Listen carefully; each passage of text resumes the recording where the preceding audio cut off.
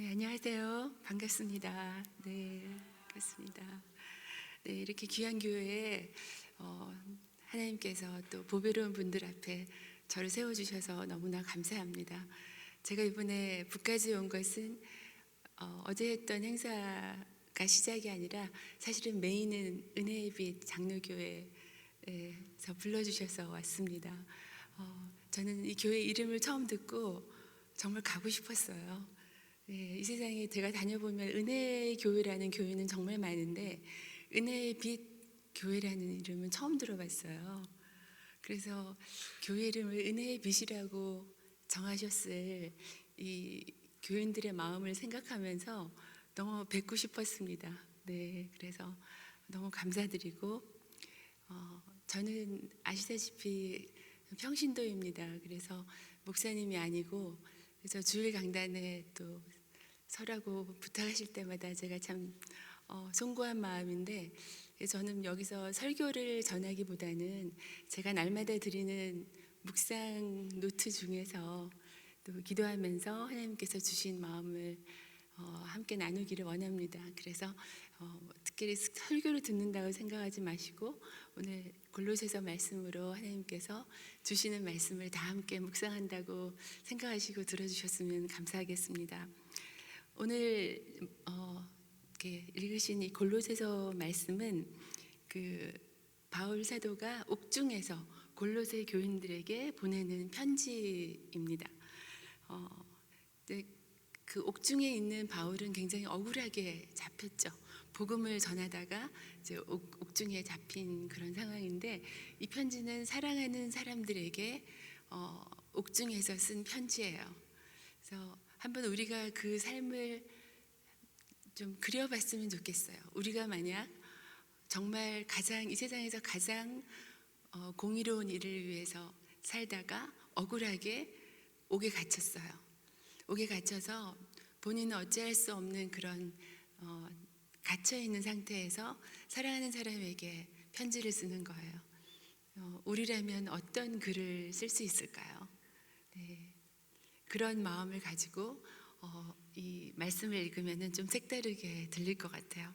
제가 골로새서 묵상을 하면서 우리 소그룹에서 내가 옥중에 있다면 내 사랑하는 가족에게 어떤 글을 쓰겠냐고, 자녀들에게 어떤 글을 쓰겠냐는 도입을 했다가 처음부터 다들 우는 바람에 아이스 브레이킹이 아니라 같이 울면서 시작했던 기억이 있는데요. 네, 마음이 슬프지만 그 중에서 저는 이 부분을 딱 묵상을 하면서 정말 우리가 가정에서 또 교회에서 하나님께서 우리가 함께하기를 원하시면서 이렇게 모아주신 분들이 있잖아요. 가정도 그렇고 또 성도님들도 그렇고 우리가 원해서 어떤 사람만 선별해서 모은 게 아니라 어떻게 하다 보니까 하나님께서 우리라는 그 은혜의 빛 장로교회라는 곳에 함께 모아주셨고 또 우리 가정에 또 우리가 선택해서 아이를 낳는 것도 아니고 선택해서 부모를 택하는 것도 아닌데 하나님께서 그렇게 묶어주신 식구들이 있는 거예요. 가족들이 있는 거예요. 그러면 함께하는 우리가 어떻게 하면 그냥 함께하는 게 어쩔 수 없이 함께하는 게 아니라 정말 행복하게 함께할 수 있을까? 그런 배움을 하나님께서 제게 이 말씀을 통해서 주셨어요.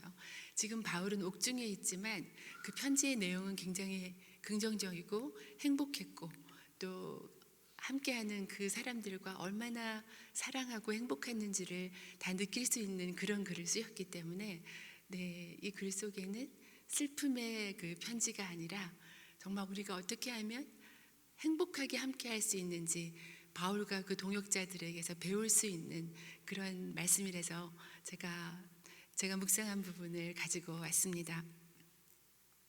전 성경에서 이렇게 이름들이 쭉 나열된 그런 본문을 예전에 말씀 묵상하기 전에는 그냥 빨리 지나갔어요.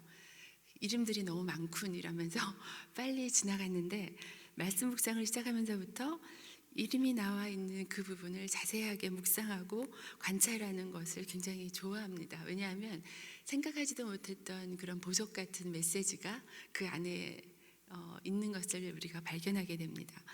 바울이 소개하는 이 동역자들 한 사람 한 사람 그리고 편지를 마무리한 이 본문을 묵상하면서 가정이라는 공동체로 또 교회에서 또 구역에서 저는 지금 이 교회가 어떤 소그룹 공동체로 움직이는지 잘 모르는데요.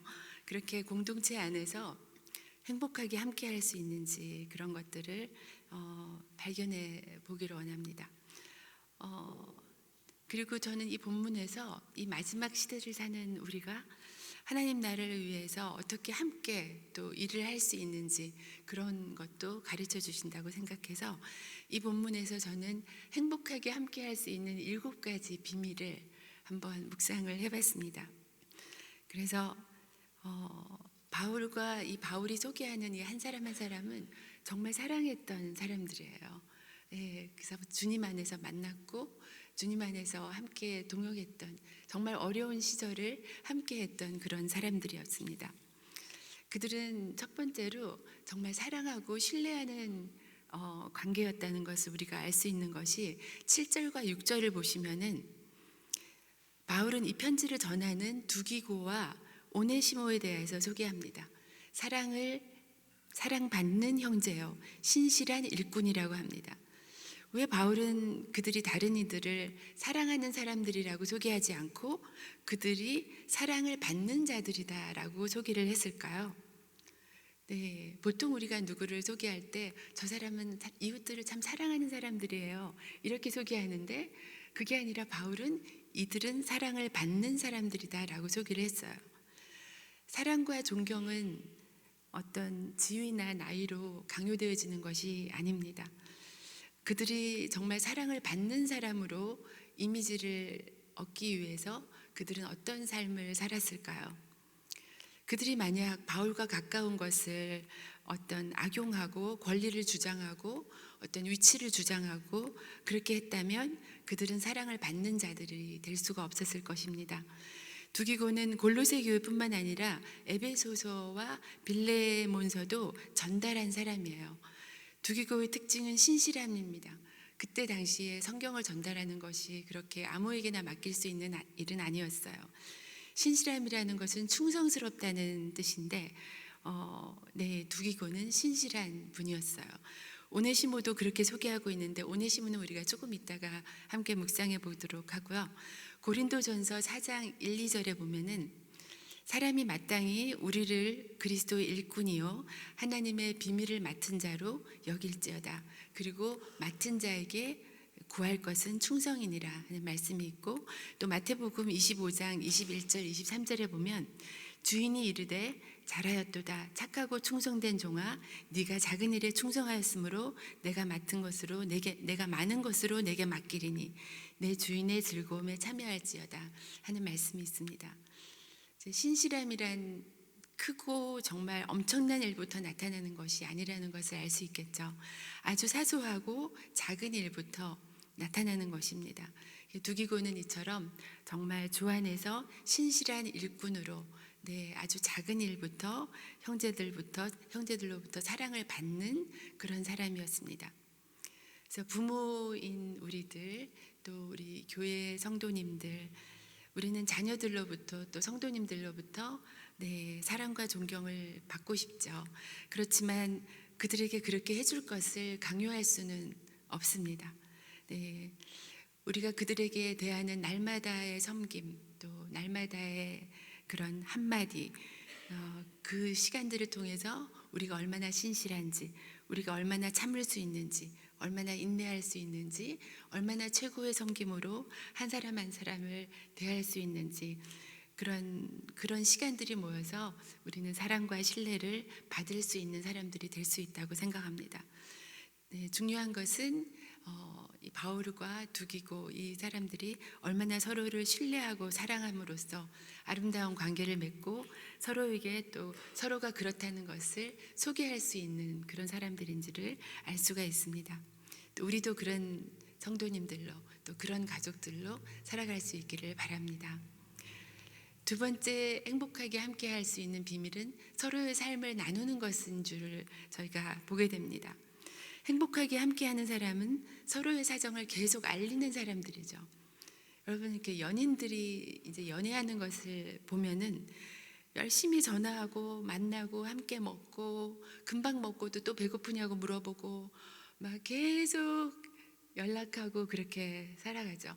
요즘 연인들은 카톡 보내고 2분 안에 답이 안 오면 굉장히 마음을 힘들어하고 뭐가 마음이 변했나 막 이렇게 하죠. 예전처럼 편지 한 통 쓰고 2달을 기다리는 그런 낭만이 요즘은 조금 줄어들기는 했지만 아무튼 사랑하면 굉장히 서로의 상태를 알리죠. 나 지금 일어났어. 지금 밥 먹었어. 지금 누구랑 뭐 했어. 계속 서로에게 알리는 거죠. 왜 그렇게 할까요? 네. 사랑하니까 그렇게 함으로써 본인이 행복한 거죠. 뭔가 알리지 않으면 좀, 그리고 상대방이 그렇게 알려오지 않으면 좀 걱정스러운 그런 마음이 되는 거죠. 그래서 얼마나 서로의 사정을 자주 알리는가가 얼마나 서로 사랑하는가를 나타낼 수 있는 것이 아닐까 생각합니다. 저한테는 딸이 둘 있는데요. 네, 3대 독재집에서 딸 둘을 낳았어요. 너무 잘했죠. 네, 저는 그 딸 둘이 너무너무 감사한 게 어릴 때부터 엄마를 엄마로 생각하지 않고 좀 돌봐줘야 될 어떤 존재로 생각해서 항상 엄마를 도와주는 딸들이고, 이제 학교를 가서 정말 어려운 공부를 했는데 밤에 자기 전에는 꼭 통화를 하고 오늘 어떤 공부를 하고 어떤 일이 있었다는 것을 꼭 알려주고, 좀 서로 굉장히 떨어진 곳에 사는데도 굉장히 친밀하게 서로의 사정을 지금까지 나누면서 살아갑니다. 그래서 하루도 전화를 걸으면 서로 막 힘들어하고 왜 전화를 안 했냐고 막 얘기하고 막 그런 사이로 딸들하고 함께 지내고 있어서 너무 행복한 엄마입니다. 본문에서 바울도 이 사람들을 보내는 것은 내 사정을 알리기 위함이라고 하죠. 내 사정을 너에게 알리고 너의 마음을 위로하기 위함이다 라고 얘기합니다. 당시에는 이 먼 거리를 이렇게 금방 택시 타면 갈 수 있는 그런 거리가 아니죠. 이 먼 거리를 도보를 이용해서 가야 되는 거죠. 이 두 기구가 이거를 전하는 거죠. 이 먼 거리를 위험할 수도 있는 그런 일이지만 바울이 지금 옥에서 어떤 마음으로 살고 있는지를 너무너무 알리고 싶었던 그런 바울의 마음을 우리가 알 수가 있어요. 그래서 사정을 알리고 또 위로하려고 이것을 알린다라는 말씀을 하시죠. 참 여기서 저는 우리도 그렇게 소통해야 되지 않을까 생각을 합니다. 가족끼리 또 그리고 성도님들끼리 친밀하게 서로를 정말 알리고 소통하고 이러는 것이 한 마음으로 살아가기 위해서 굉장히 중요한 부분이 아닐까 생각을 하는데요. 혼자 있으면 비밀이 많아지고, 네, 홀로 있으면 비밀이 많아질수록 외로워지고 그런 상황이 되는데요. 그리고 우리가 알릴 때 중요한 것은 서로에게 뭔가를 알릴 때 무엇을 알려야 되는가를 바울 통해서 배울 수가 있죠. 네, 상대의 마음을 편케 하고 위로를 얻게 할 수 있는 것들을 소통해야 하는 거죠. 내가 뭔가를 전해주어서 상대도 마음이 힘들고 또 불편해지고 또 다른 사람들과 싸우게 되고 다툼이 일어나는 그런 것들을 알리는 것은 서로를 위로하는 상황이 아니죠. 네, 그래서 서로에게 자주 소통하는 것은 좋은데 내가 이 상황을 알림으로써 그 사람이 마음의 위로를 받을 것인가 하는 것을 생각하면서 알려야 되는 거죠. 교회 안에서도 서로에게 어떤 것들을 알려야 할까, 이것을 알림으로써 이 교회에 어떤 덕이 될 수 있을까, 또 이 사람이 그 말을 들었을 때 어떤 위로를 받을 수 있을까 하는 생각을 먼저 할 수 있어야 되는 게 아닌가 생각합니다. 바울은 비록 감옥에 있었지만 감옥 안에서도 골로새서를 통해서 그리스도로 말미암아 얼마나 기쁘고 감사하게 잘 지낼 수 있는지, 또 아무 걱정하지 말고 너희들은 세상 것을 생각하지 말고 하늘의 것을 생각하라고 골로새 내용을 적어서 보내는 것을 우리가 볼 수가 있습니다. 그래서 우리도 그런 자주 소통하고 친밀하게 소통하지만 서로를 위로하고 서로를 세우고 서로의 마음에 기쁨을 줄 수 있는 그런 것들을 소통할 수 있는 우리 모두가 될 수 있기를 바랍니다.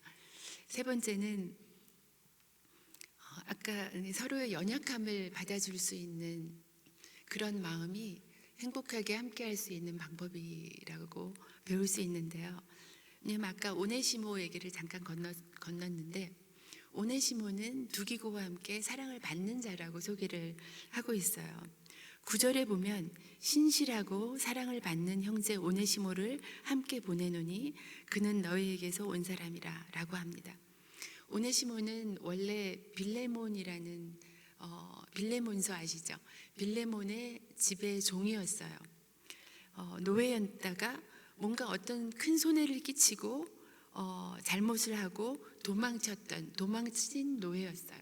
뭐 한국 사회에서도 그렇지만 그때 당시에 뭔가 노예가 잘못을 저지르고 도망쳤을 경우는 그냥 감옥에 갇히고 그 사회적으로 거의 매장되는 더 이상 어떤 존재 가치가 없을 수 있는 그런 상황인데 정말 이 오네시모에게 하나님의 은혜가 임한 거죠.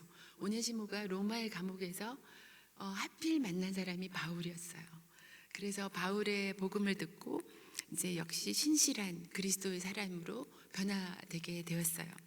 전에는 도망친 노예였지만 이제는 신실하고 사랑을 받는 사람이라고 바울이 소개를 하고 있어요. 하나님 나라를 위한 사람이 된 거죠. 이것이 복음의 능력입니다. 도망친 노예가 정말 하나님 나라에서 사랑을 받는 사람이 된 거죠.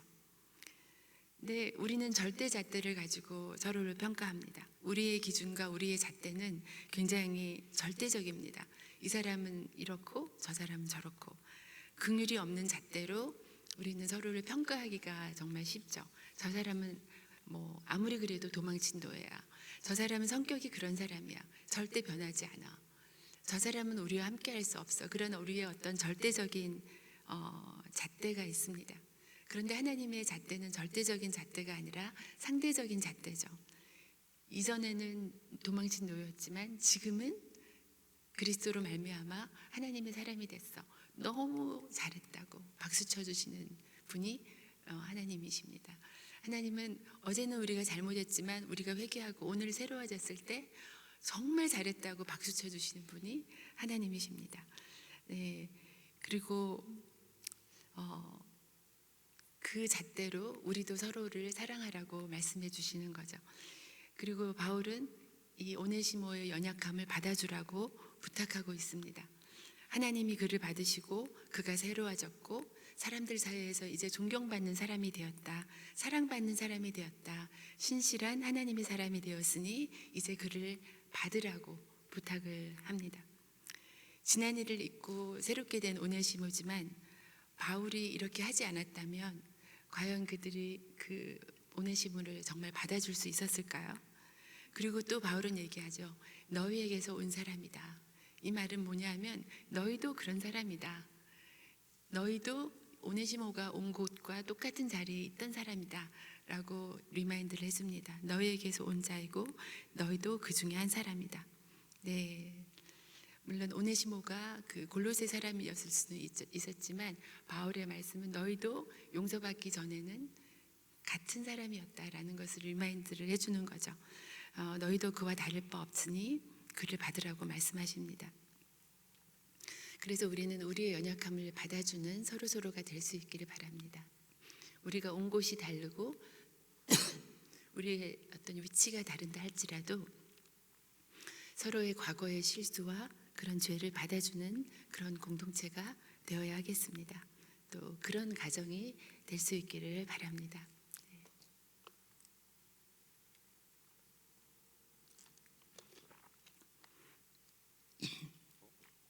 그 다음에 네 번째는 서로를 용서하고 새롭게 기회를 주는 그런 서로서로가 되라고 말씀하십니다. 10절을 한번 볼까요? 10절에 보면 마가에 대하여서는 그죠? 마가에 대해서는 너희가 명을 받았음에 그가 이르거든 영접하라고 했습니다. 마가와 바울과는 이제 특별한 관계가 있죠. 사도행전 15장에 보면은 마가는 바나바의 조카였어요. 바나바 아시죠? 네, 바나바는 사도행전에 보면 굉장히 중요한 인물이죠.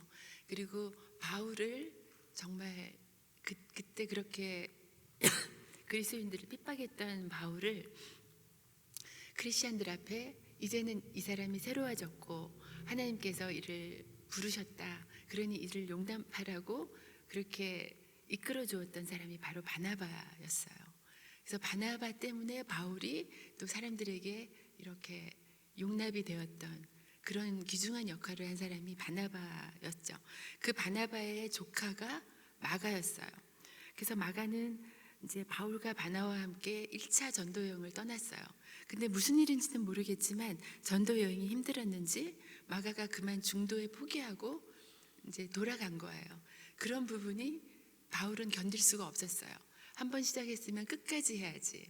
그러면서 이제 그런 마가의 태도에 굉장히 분노를 해서 이제 그거 용서가 안 됐는지 2차 전도 여행에 또 떠나는데 또 마가를 바나바는 데리고 가고 싶었는데 바울이 절대 반대를 했어요. 데려갈 수 없다. 막 그렇게 반대를 한 거죠. 그래서 이제 바울과 바나바가 이제 헤어져서 다른 사역으로 이제 하게 되는데 그 중요한 역할을 했던 사람이 마가였어요. 그래서 저는 항상 바나바 편이었는데 무슨 일이 있었는지는 모르겠지만 무조건 바나바가 잘했을 거야라는 생각이 들어서 바나바의 조카인 마가가 참 안 됐다라는 생각을 늘 했었어요. 그렇지만 이제 마가와 바울은 이제 별로 안 좋은 그런 사연이 있었어요. 그런데 놀랍게도 그 이후에 디모데 후서에 보면은 바울은 마가가 자기에게 위로가 된다라고 했어요. 그러니까 그동안에 무슨 일이 있었는지 마가는 다시 돌아왔고 마가와 바울은 함께 동역했고 바울에게 큰 위로가 되는 사람이 되었다는 거죠. 그래서 마가는 바울에게 위로가 되는 사람이 되었다는 이 말씀이 얼마나 놀라운 변화인가요. 그리고 골로새서에 이 마가를 영접하라고 이렇게 따로 부탁을 하는 것을 볼 수 있습니다. 그리고 새로운 결심을 하고 이제 마가는 새롭게 살려고 하니까 마가를 영접하라고 얘기하고 있습니다. 한때는 허물이 있었고 정말 나이를 섭섭하게 한 사람이지만 이제 그를 이제 새로운 기회를 주고 새롭게 함께 하더라라고 얘기하는 바울을 볼 수가 있습니다. 우리가 가족 안에도 이런 일이 있을 수 있고 또 성도님들 안에도 이런 일이 있을 수가 있습니다. 근데 우리가 용납하지 못할 때 굉장히 큰 이제 갈등의 관계로 계속 지내게 됩니다. 저도 이제 결혼하고 지금 내년이면 결혼한 지가 40년이 되어 갑니다. 말을 하고 보니까 엄청난 세월을 제가 살았네요. 결혼한 지 그렇게 오래되었는데 처음 결혼해서 한 20년 동안은 시어머니랑 너무 어려웠어요. 시어머니가 저를 며느리로 받아준 게 20년이 지나서였던 것 같아요. 별로 감동이 없으실 수 있는데 제게는 참 하루하루가 길고 어렵게 느껴졌던 그런 시간들이었는데 제가 그때 막 어머님의 그 말들이 너무 힘들어서 어느 날 나중에 나이 들어서 이빨 빠지고 막 그랬을 때 두고 보자 막 그런 마음을 아무 얘기도 말을 못하고 그냥 혼자만 생각했어요. 정말 아무 얘기도 말을 못했는데 근데 저희 어머니가 치아가 안 좋으셔서 좀 일찍 치아를 다 빼시고 이제 틀니를 하셨는데 하루는 제가 편안해지신 다음에 틀니를 빼고 저와 대화를 하시는 거예요, 밤에. 근데 그 어머니의 모습을 보면서 어머니가 틀니를 하시는 건 완전 나 때문이다 하는 생각이 들었어요. 그래서 제가 그렇게 이빨 빠지면 두고 보자 생각했던 그때 생각이 나면서 어머니가 이렇게 치아를 일찍 잃으신 건 완전히 나 때문이다 생각하고 그날 밤에 너무 울면서 회개 기도를 했던 생각이 나는데요. 지금은 뭐 친정어머니나 시어머니나 너무너무 저를 사랑해 주시고 또 제가 길 떠나면 기도해 주시는 좀 연로하신데 지금도 너무너무 저를 사랑해 주시는 어머니세요. 그분은 그런 일들을 기억 못 하시는 것 같아요. 그래서 요즘은 통화할 때마다 제가 잊어버리더라도 어머님이 항상 I love you라고 먼저 말씀을 해주시는 그런 어머니신데 그전에는 왜 제가 그렇게 힘들었는지 아마 저의 연약함도 많았을 거예요. 그래서 서로에게 기회를 줄 수 있는 서로가 되어야겠습니다.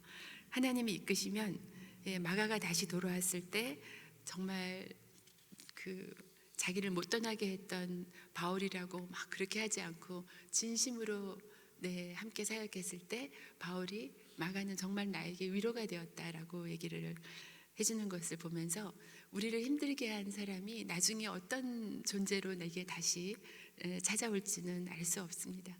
그렇지만 주님께서 우리를 항상 그렇게 용납해 주시듯이 우리도 서로에게 그렇게 해줄 수 있는 존재가 될 수 있기를 바랍니다.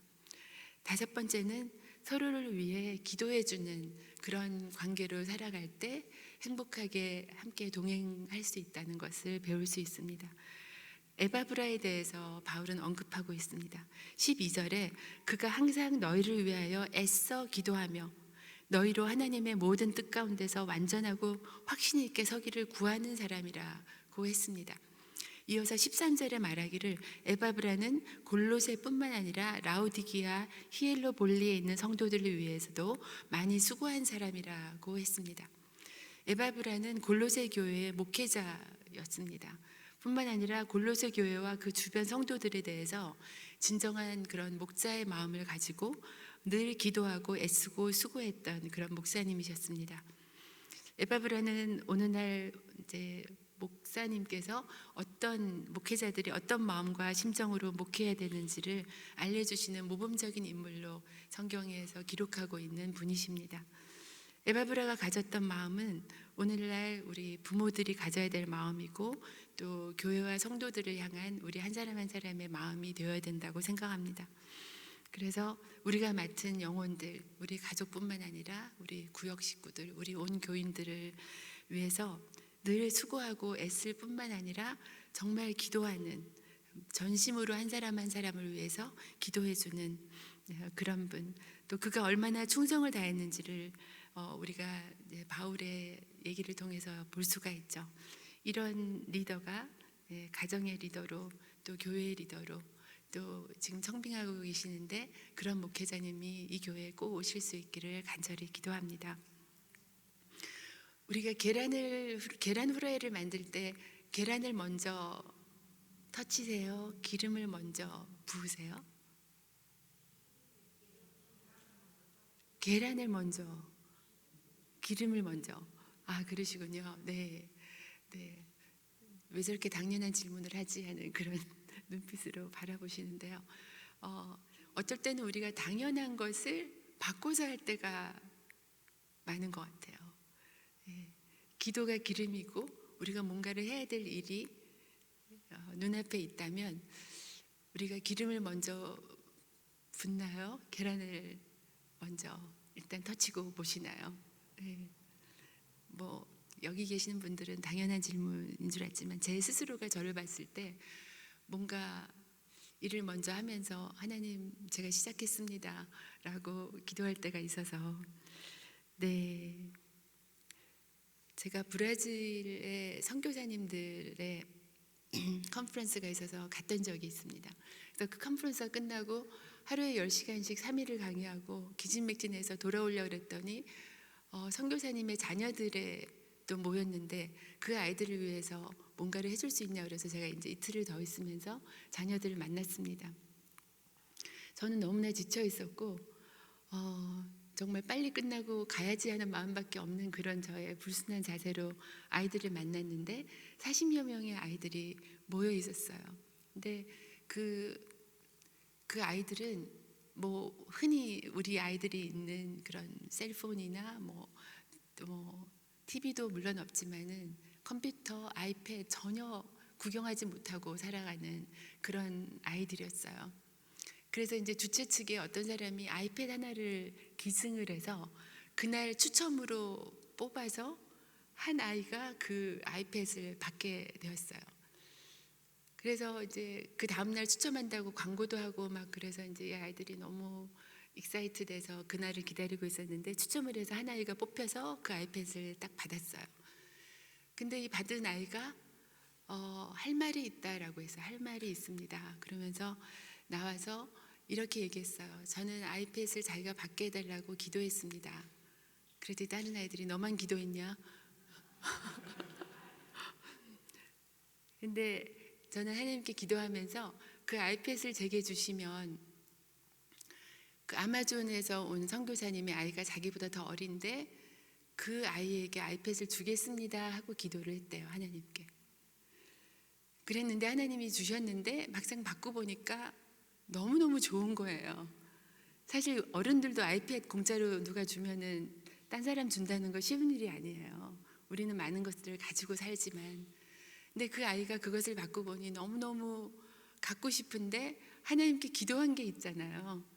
그래서 그 아이가 여기서 빨리 안 주면 자기가 그냥 갖고 갈 것 같아서 여기서 얘기를 합니다. 그러면서 하나님이 이렇게 기도했더니 이렇게 기도를 들어주셨어요 하면서 그 아이에게, 아마존 선교사님 아이에게 그 아이패드를 주는 것을 봤습니다. 그래서 17살이잖아요. 네, 너무 저한테는 충격으로 다가와서 그 아이는 어떤 부모 밑에 자랐을까 그런 생각을 했어요. 잠시 그 질문으로 생각을 해보니까 아마 그 선교사님들은 날마다 그렇게 기도했을 것 같아요. 아이들과 함께 하나님 오늘도 제게 사랑의 능력을 주십시오. 그러면 제가 주신 사랑의 능력으로 내가 돌봐야 될 사람들을 돌보겠습니다. 하나님 저희들에게 오늘 빵을 좀 주십시오. 그러면 우리가 그 빵 먹고 힘을 내서 다른 사람들을 섬기겠습니다.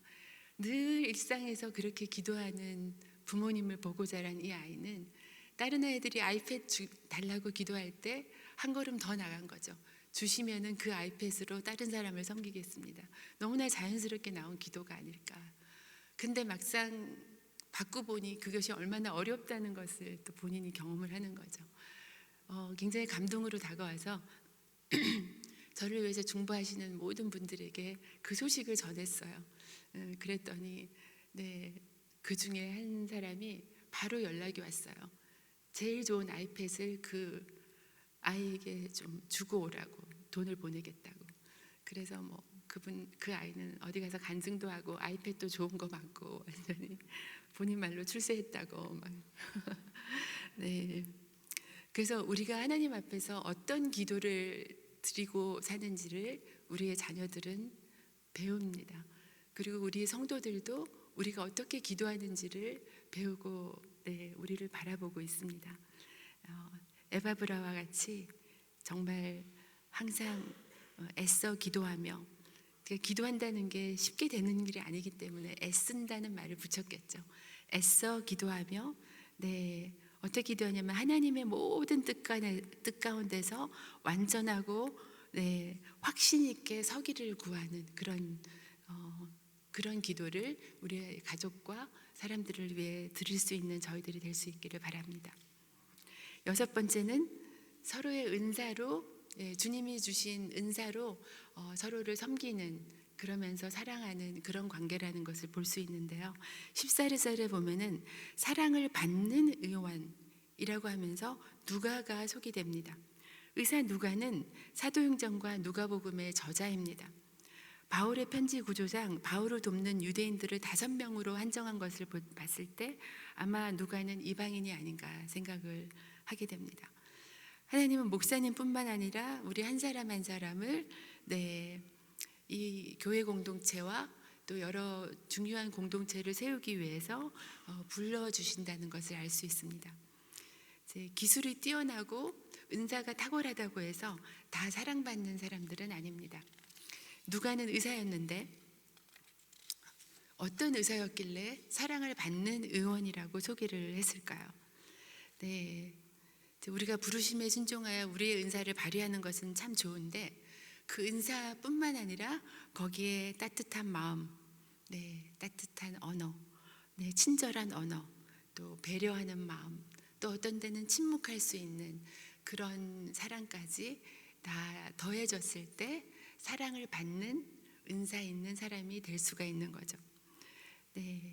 저희 어머니 아버지가 늘 좋아하는 닥터 박이라는 의사 선생님이 계셨어요. 그분은 몇십 년 동안 저희 어머니 아버지의 주치의로 계시고 지금도 저는 그분한테 가서 저희 아버님 돌아가시고 어머니도 한국에 계시는데 지금 저희는 캘리포니아에 가서 그분한테 항상 가서 체크업을 받고 그럽니다. 갈 때마다 저는 그분을 바라보면서 이분의 무엇이 우리 부모님을 이분이 참 의사다라고 소개하게 만들었을까 그런 생각을 합니다. 그분만 진짜 의사래요. 저희 부모님은. 딴 사람은 가짜 의사인지 그분만 진짜 의사라고 말씀을 하시는데, 뭐 실력이나 그런 게 다른 분보다 특별하게 뛰어나신 분은 아닌데 왜 그럴까 하고, 네, 제가 물어봤어요. 특별하신 분은 아닌 것 같은데 어떤 면이 그분이 진짜 의사라고 생각되세요? 그랬더니 저희 어머니는 그분은 항상 얘기할 때 손을 잡고 얘기를 하신대요. 사모님 오셨어요, 목사님 오셨어요, 그리고 손을 잡고 오늘 검사를 해보니 이러이러한 게 있네요, 뭐 이런 얘기를 하시면서 손을 잡아주시고 따뜻한 눈빛으로 봐주시고, 그거는 의사들만이 할 수 있는 일은 아닌데 그분이 그렇게 했기 때문에 최고의 의사이고 진짜 의사이고 뭐 그런, 네, 이미지를 구축하셨어요. 그 얘기를 듣고 저희는 그냥 아버지가 돌아가셨는데도 그분한테 계속 비행기 타고 가서 진료를 받고 정기 검진을 받고 이렇게 살아갑니다. 그래서 우리가 똑똑하고 또 뭔가 정확하게 사리 분별을 할 수 있고 또 뭔가 잘 보이고 어디 가든지 일이 철저하게 보이고 그런 분들이 있죠. 근데 그런 분들이 친절한 언어가 없고 정말 따뜻한 마음이 없으면 사랑받는 사람이라는 이미지를 가지기는 어렵죠. 네. 그래서 누가는 사랑받는 의원이라고 바울이 소개하고 있어요. 그래서 상처받은 노예를 치료하기 위해서 공부를 많이 한 의사를 부르시고, 그죠? 네, 하나님 나라에서는 세상의 기준으로 하나님 나라에서는 동역이 이루어지지 않고 하나님 나라의 기준은 그냥 정말 하나님의 사랑으로 사랑하는 사람, 그래서 이웃들에게 사랑을 받는 사람들이 함께 모여서 또 서로 사랑하고 함께하는 곳이라고 생각이 됩니다. 옳음보다 더 중요한 것은 친절함입니다. 그래서 우리가 옳다고 생각하는 것을 강하게 주장할 수 있는데 그 주장을 할 때 내가 얼마나 친절하게 그것을 전달하고 있는가 하는 것이 굉장히 중요하지 않을까 생각합니다. 마지막으로 행복하게 동역할 수 있는 비밀, 마지막으로 함께 어려움을 감당하고 위로하는 그런 관계이다 하는 거죠. 10절에 등장하는 아리스타고는 데살로니가에 거주하는 유대인이었어요. 그리고 에베소에서 바울이 어려운 처지에 놓였을 때 바울에게 아주 큰 힘이 되어준 사람이었어요. 그리고 바울이 로마로 압송될 때 바울과 함께 동행한 그런 사람이었어요. 그리고 지금도 바울과 함께 옥에 갇혀있는 사람이 바로 아리스타고입니다. 우리에게 이런 사람이 있다면 얼마나 행복할까요? 늘 함께 운명을 같이 하고 있는 사람이에요. 본인은 같이 끌려가지 않아도 되는데 괜히 들어와서 함께 매맞고 함께 끌려가는 거죠. 예, 이런 아리스토가와 함께 있었기 때문에 바울은 그 어려운 고초를 다 겪으면서 감옥에 있었어도 행복할 수 있지 않았을까 생각합니다. 얼마나 큰 힘과 위로가 될 수 있었을까요? 우리에게 이런 아리스토가 같은 사람이 있는지를 한번 살펴보면 나는 없어. 난 정말 한 명도 이런 사람이 없어. 난 정말 불쌍한 사람이야. 이렇게 생각할 수가 있는데, 그러면 우리는 누구에게 이 아리스타고와 같은 사람이 되었습니까? 라는 질문을 할 수 있었으면 좋겠습니다. 나에게 아무도 없다라고 생각하지 말고 내가 누구에게 아리스타고가 되어서 살아왔던가 하는 질문을 할 수 있었으면 좋겠어요. 내가 함께 옥에라도 같이, 감옥에라도 같이 가줄 수 있는 사람이 과연 누구인가? 내가 옥에 갈 때 누가 같이 하지? 이런 생각을 하면 갑자기 쓸쓸해지실 거예요. 근데 내가 누구에게 이런 존재로 살아왔을까 하는 질문 앞에 설 수 있기를 바랍니다. 반면에 14절에 보면 대마는 대마에 대해서도 나오잖아요. 네, 대마가 너에게 무난하느니라. 사랑받는 의사 누가와 함께 동일한 레벨에 서 있었던 대마, 그 대마가 나중에 보면은 디모데후서 4장에 보면은 대마는 이 세상을 사랑하여 바울을 버리고 떠났다라고 되어 있어요. 이 골로새서에서는 정말 누가와 함께 같은 그런 동역자로 대마를 소개했었는데, 그 데마가 나중에 세상을 사랑하여 바울을 버리고 떠났다라고 되어 있습니다. 그래서 우리와 함께하는 사람 중에는 중간에 우리를 떠나는 사람들도 있어요. 뭐 세상을 사랑해서 떠난 사람도 있고 또 뭐 어떻게 부득이한 상황으로 떠날 수도 있겠죠. 그런데 여기서는 이제 세상을 사랑하는 그런 목적으로 이 하나님을 나라를 세워가는 이 아름다운 공동체를 떠난 케이스를 얘기하고 있습니다. 세상적으로 세상을 사랑하는 사람들이 하나님 나라의 같은 공동체를 동역할 때는 그분들도 너무 어려울 수 있어요. 네, 고난을 받지 않아도 되는 상태에서 고난을 받아야 되고, 그렇죠. 예수님께서 우리를 위해서, 우리를 사랑하기 위해서 고난을 받은 것처럼 우리도 예수님을 따라가다 보니 누군가를 사랑하기 위해서는 희생을 당하고 희생을 받고 고난을 받는 것이 너무나 자연스러운 그 하나님 나라의 문화이기 때문에 그렇게 살아가는 것이 세상적으로 사는 사람들에게는 너무 불편한 거죠. 그리고 이게 옳지 않다라고 생각하고 난 이렇게 안 살아도 된다라고 생각할 수가 있는 거죠. 그는 그래서 대만은 결국은 떠났죠. 네, 저는 이렇게 서로 사랑했던 관계인데, 이렇게 서로 사랑하고 행복했던 관계인데 그 사람이 떠났을 때 바울의 마음이 얼마나 아팠을까. 그죠? 우리 공동체 안에서도 함께하던 사람이 우리를 떠나면 굉장히 마음이 아프죠. 그래서 남은 사람들은 이제 이별의 아픔을 함께하면서 또 그 시간을 감당하고 서로를 위로해주는 그런 아픈 시간들이 있었을 거라고 생각을 합니다. 네, 제가 오랫동안 강의를 잘할 수 있었던 이유는 너무 길지 않게 짧게 끝내기 때문입니다. 그래서 오늘 제가 또 이렇게 얘기를 하다 보니까 너무 길어질 것 같아서 이제 마무리를 하겠습니다. 오늘 우리가 7가지 아름다운 행복하게 함께할 수 있는 관계의 비밀을 살펴보았습니다. 이 비밀은 이제 우리의 삶을 더욱 행복하게 하고 우리 서로를 더 예수님을 더 사랑하는 자리에 나아갈 수 있는 그런 관계의 비밀들이 될 수 있기를 바랍니다. 그래서 우리 가정과 공동체가 정말 하나님을 기쁘시게 하는 그런 요람이 될 수 있기를 바랍니다. 오늘 함께 살펴본 이 아름다운 동역자들을 통해서 우리도 그 사람들 안에서 나는 누구일까? 나는 어떤 사람으로 하나님께서 다른 이들에게 소개하고 싶으실까? 하는 그런 질문 앞에 우리 자신을 한번 말씀 속에 조명해 볼 수 있기를 바랍니다. 그리고 하나님 앞에서 새롭게 또 일어날 수 있는 그런 시간이 될 수 있기를 바랍니다. 앞으로 우리 은혜의 빛 장로교회 또 여러분들이 사랑하고 돌보시는 모든 가정이 서로 사랑하고 신뢰하는 관계로 또 삶을 나누면서 위로의 말로 서로를 세우는 그런 관계, 또 연약함을 서로 받아주는 관계, 또 새로운 기회를 줄 수 있는 관계, 서로 기도해 주는 관계, 또 받은 은사로 서로를 섬기면서 정말 서로 사랑하는 그런 관계, 또 함께 어려움을 감당하는 그런 관계로 세워질 수 있기를 바랍니다. 그렇게 살아나가실 때 하나님의 사랑과 은혜가 여러분 한 분 한 분과 또 이 은혜의 빛 장로교회 언제나 함께 하시기를 간절히 기도합니다. 함께 기도하겠습니다. 사랑하는 아버지,